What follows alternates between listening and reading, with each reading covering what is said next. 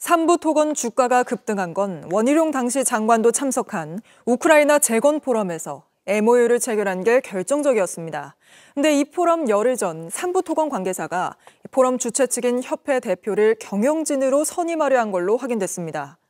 주가 조작 의혹이 더욱 짙어진다는 지적이 나오는데 2023년 5월부터 두 달 사이 삼부토건 주가는 5배 뛰어올랐습니다.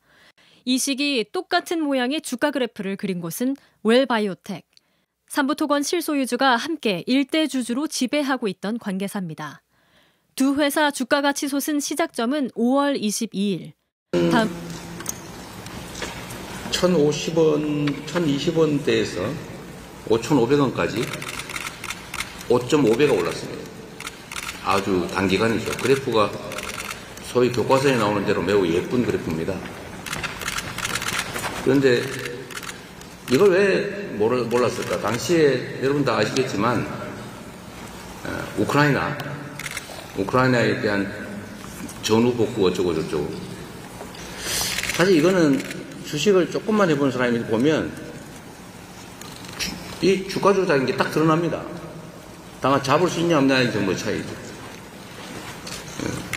아주 전형적인 그 주가 조작 그랬는데, 근데 이거를 지금 증권거래소 자체 분석상으로는 분석 역량도 그렇고 권한도 그렇고 좀 쉽지가 않은 것 같은데, 뭐 분석하는 시스템이 있지 않습니까?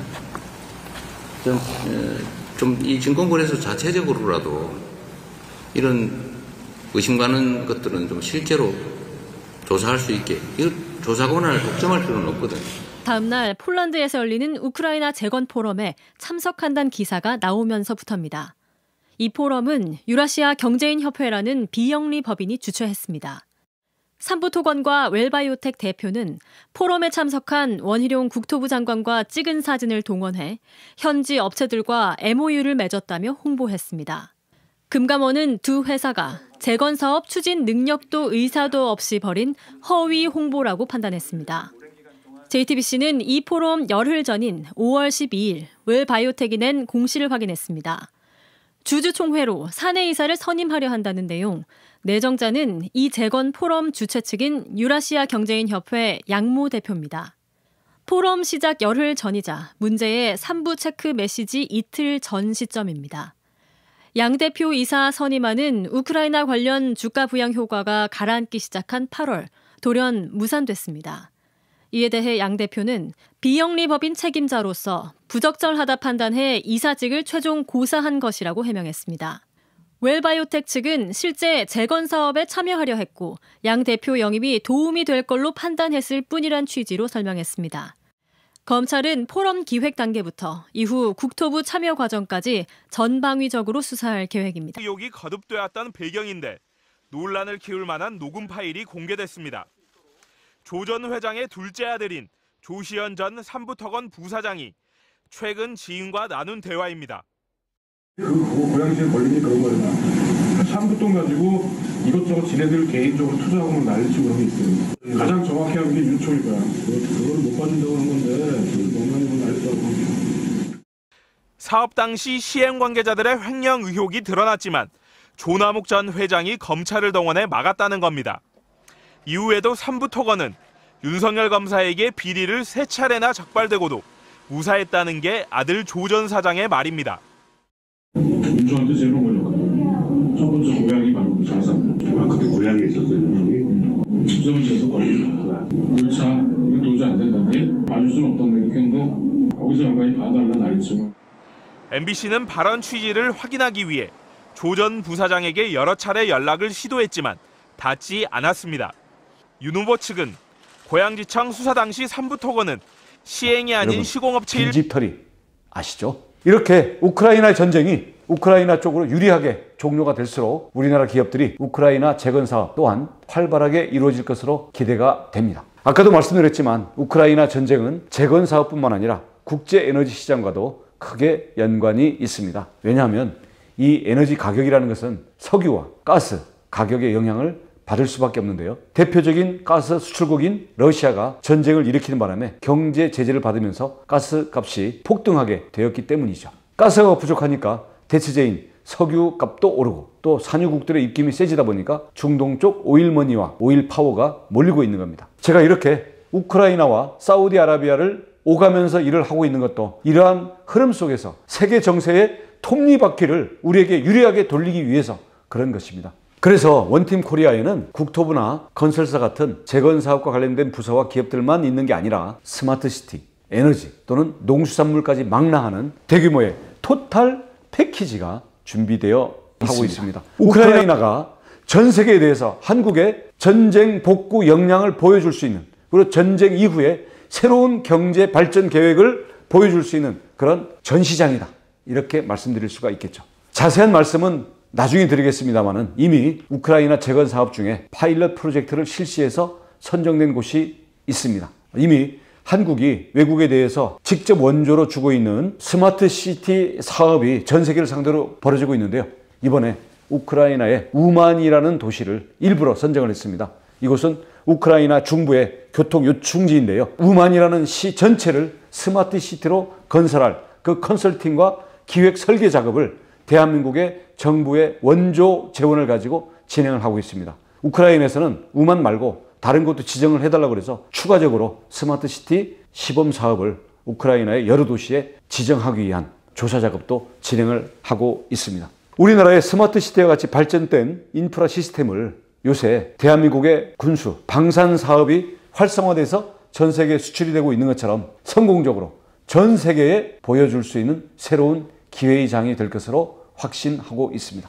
원팀 코리아 패키지에는 방산까지도 포함을 시키고 있는데요. 해당 지역들이 분쟁이 잦은 지역임을 감안해서 애초에 인프라 시스템에 방산 개념을 포함시키는 방법으로 진행을 하고 있습니다. 그 중에 살짝 공개를 한다면 이라크에서 추진하고 있는 재건 사업 중에 국경 현대화 같은 그런 사업이 있습니다. 2000km가 넘는 국경이 지금은 그냥 민둥산에다 허허벌판입니다.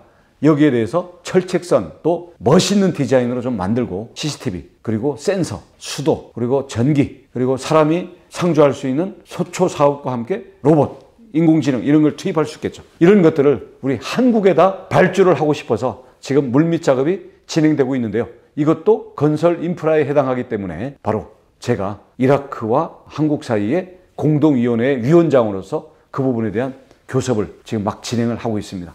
대한민국처럼 휴전선이라는 긴 국경을 365일 24시간 감시하고 관리하는 나라는 거의 없습니다. 휴전선에서 활용하고 있는 과학화 경계 시스템 이런 거를 전 세계가 주목하고 있기 때문에 이 주둔군 인프라를 바탕으로 해서 이라크 지역에 대한 수주 공략에 나설 예정입니다. 이번에 정상회담에서 확인한 9개 대우크라이나 지원 패키지는 우크라이나 평화연대 이니셔티브로 이름을 붙였습니다. 히로시마 G7 회의에 젤린스키 대통령이 대한민국이 우크라이나 향후 재건 사업에 참여했으면 좋겠다라는 요청을 우리가 받고 이번 우크라이나 방문 이후에 안보 분야 3가지, 인도 분야 3가지, 재건 분야 3가지 이렇게 9개 패키지를 마련했습니다. 안보 분야의 첫 번째는 평화 공식 정상회의를 개최하고 준비하는 데 우크라이나와 긴밀히 협력하는 것입니다. 젤린스키 대통령이 발표한 피스 포뮬라 평화 공식을 이행하고 글로벌 차원에서 협력하는 국제 리더들 간의 평화 공식 정상회의를 준비하는 것입니다.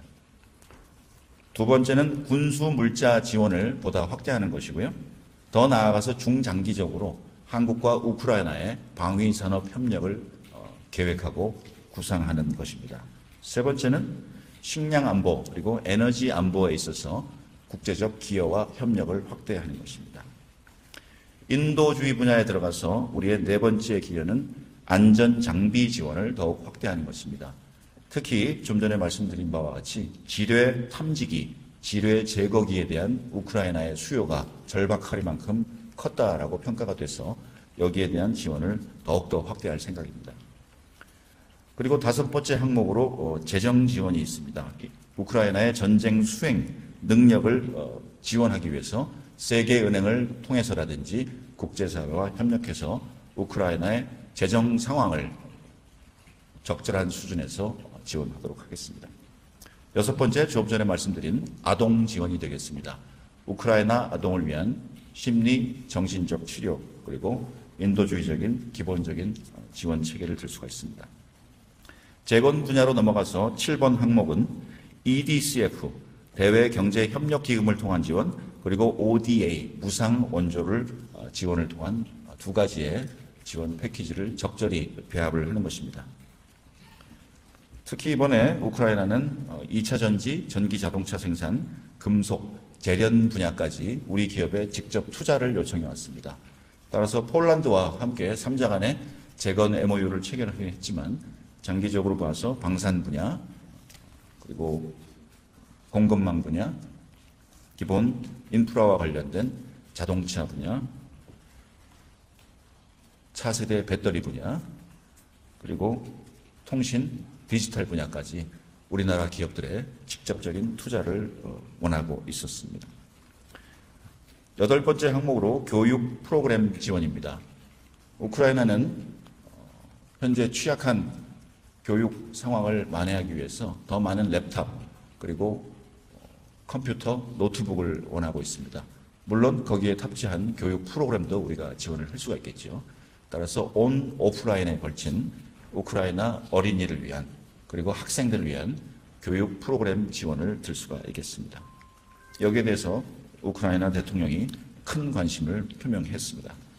마지막으로 차세대를 위한 윤석열 젤린스키 장학금 설립이 되겠습니다. 한국에 유학 와 있는 우크라이나 유학생들을 위한 지원, 그리고 향후 양국 젊은 세대들이 교육 프로그램을 통해서 활성화한 교류 협력을 더욱더 경험할 수 있도록 기회를 제공해 나갈 생각입니다. 이상으로 9개 안보, 인도, 재건 분야에 걸친 우크라이나 평화연대